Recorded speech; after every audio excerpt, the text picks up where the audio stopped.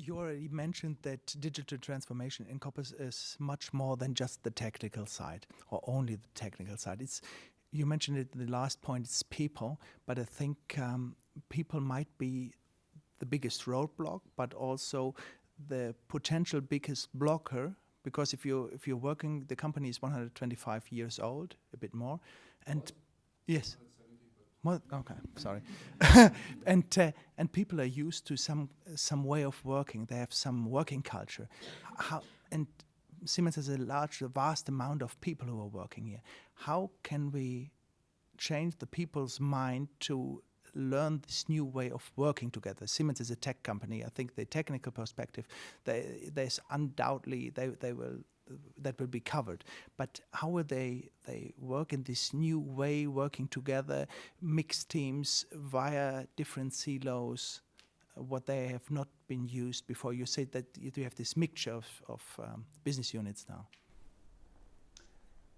Key question for us as management, because this would either unlock a huge potential or have create a problem. First and foremost, there's because before I'm talking about solving a problem, I tell you what the opportunities are. The opportunities are that we are coming from to our legacy and our history. We do have domain know-how. I mean, we do know how we build a turbine, how we automate a line, how we are building a train or building a business. Or recently, when I was in Dubai, we built this huge animal of baggage handling system in Dubai, which is basically a world record. There's more iron in it than in the Eiffel Tower. Amazing. So we build that stuff. This gives us a prime position in order to think about how we can manage it, how we can digitalize it. It's a huge advantage.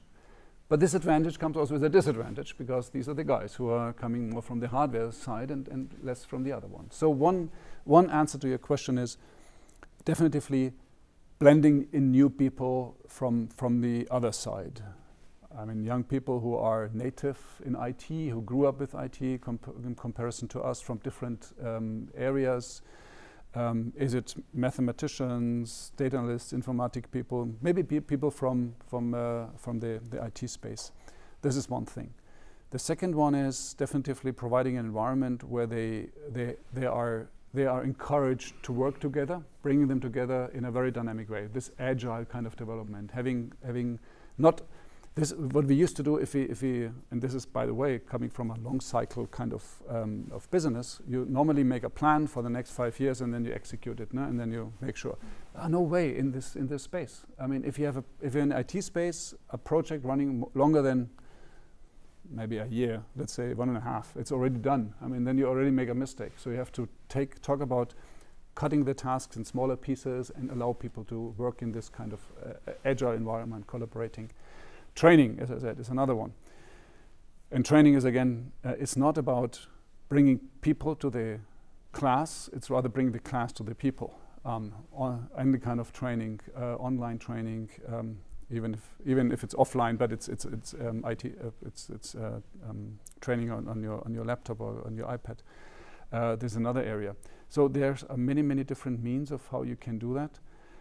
And again, what we have very good experience with is when we talk about MindSphere application centers is really collocating different people coming from the IT space, informatic people, and domain know-how people, put them in one room and give them one task. Look, I mean, this turbine has to run better, and here are the data.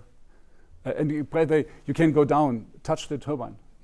Preferably, we bring this application center in the middle of the environment where you really have this stuff.